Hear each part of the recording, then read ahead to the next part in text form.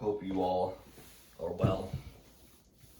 I had been thinking I'm putting two and two together, and trauma bond responses are when, like I said before in past videos, I'm no licensed therapist, I'm no licensed doctor, but I see an interesting trend, and this never really happened to me too much, a little bit, but I'm seeing this a weird trauma bond response among certain people, where let's say if people go through these traumatic events, and if a kid gets molested, or if someone else, some grown adult humiliates another adult with touching them inappropriately, without consent. This is not sexual, it's just like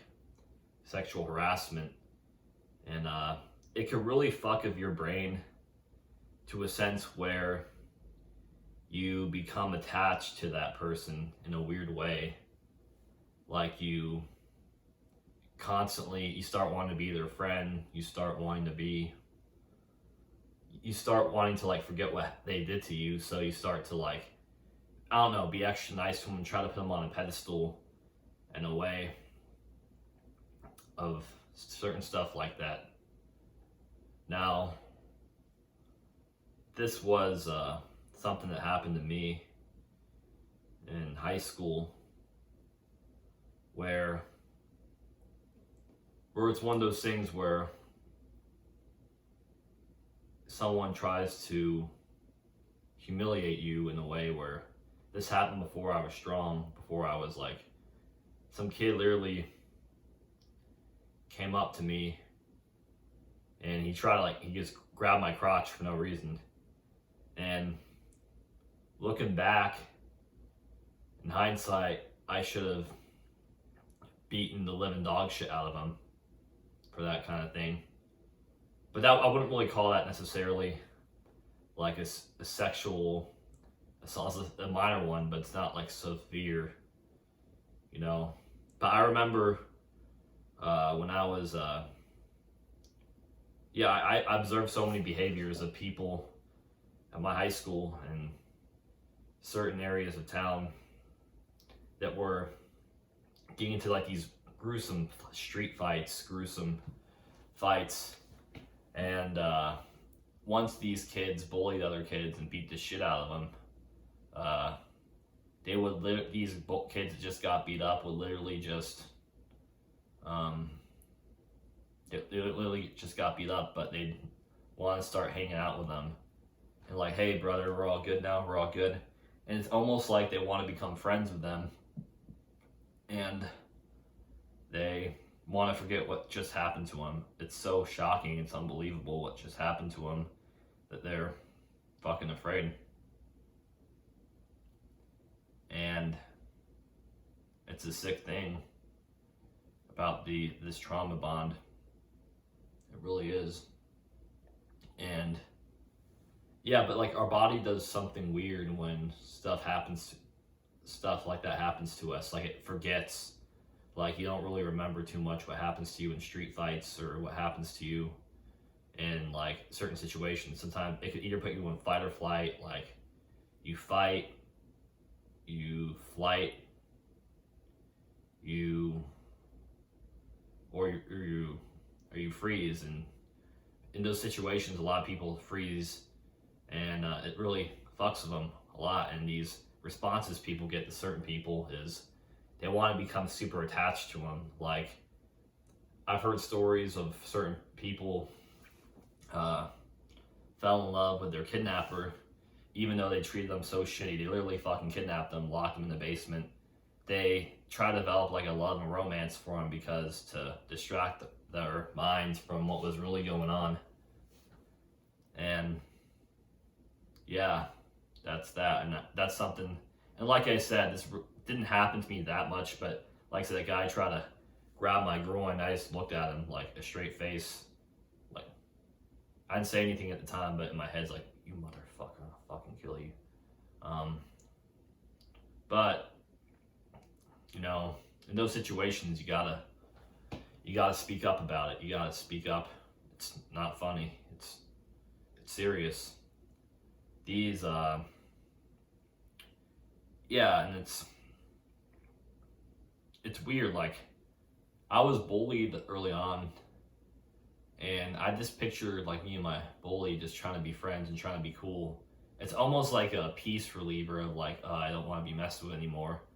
But you know, you really try to look for peace when certain people mistreat you, and you're extra nice to them, and they say what they say to you, just hurtful things and mean things, and just like certain things like that.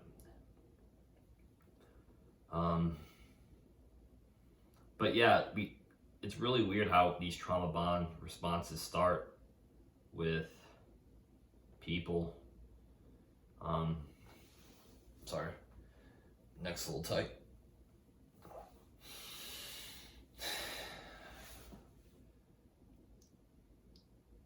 Yeah, it's like your body experiences weird things.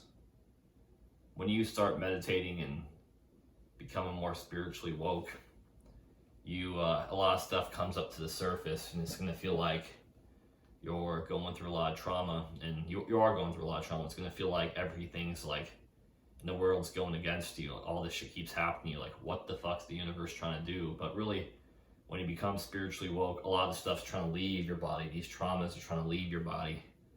And that's what it really is. And these traumas, like once you leave them, they leave your body, you start having a lot more mental clarity, you start having a lot more fulfillment in life, you enjoy things better, food tastes better.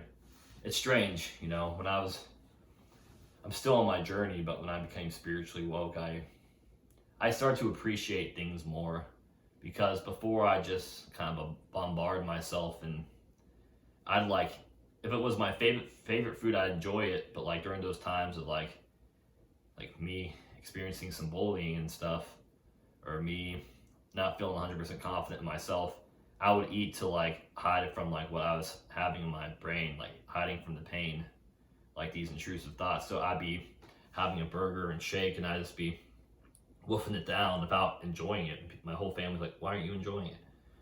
I'm like, I don't know. And yeah, that was my response. I don't know. But when you start to get rid of all this trauma and shit, you enjoy things better. It's just like food tastes amazing, you know. You see clearer. You don't have brain fog as much. You're able to find happiness in the small things. Like small things, what I mean is you're able to have a coffee in the morning and fully, you smell it, you taste it, it feels wonderful. But when you're going through you still have a lot of trauma and shit, you don't feel that way. You just feel like these intrusive thoughts, like isolation mode, and you're just trying to find simple pleasures. Like I talked about this a little before, like with eating junk food or trying to distract yourself with Netflix, certain things like that. And yeah, that's what happens.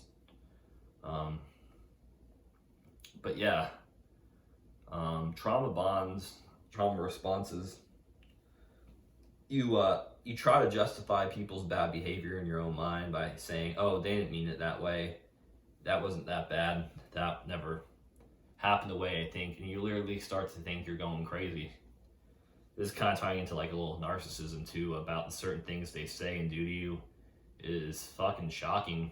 But in your mind, it's like you're trying to justify it, like, oh, they said that, but they didn't mean it. But yes, they did. But it's this, you're so shocked that any human being could do that to you, that you just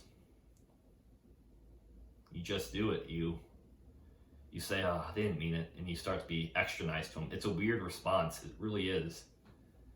But yeah, in the situations where people try to gaslight you, try to humiliate you, and try to like just do evil things towards you, always speak up. And sometimes you even argue that fighting could be better than freezing, you know. Slap them across the fucking face. I don't condemn violence at all. I don't. well, I do in self-defense, but only self-defense only. But it's really important, people, make sure people don't walk all over you, and you always got to set boundaries with people to always make sure they treat you right. And it's like when you unleash your true power within you, you just had enough. You really want to see who you really are, and you're going to shock a lot of people of who you become. And it's a beautiful thing of who you really are, but you are who you are. You at that version of yourself now, but you can't think or see. You can see and think clearly, but you're so bombarded with all this past trauma. Let it go, and you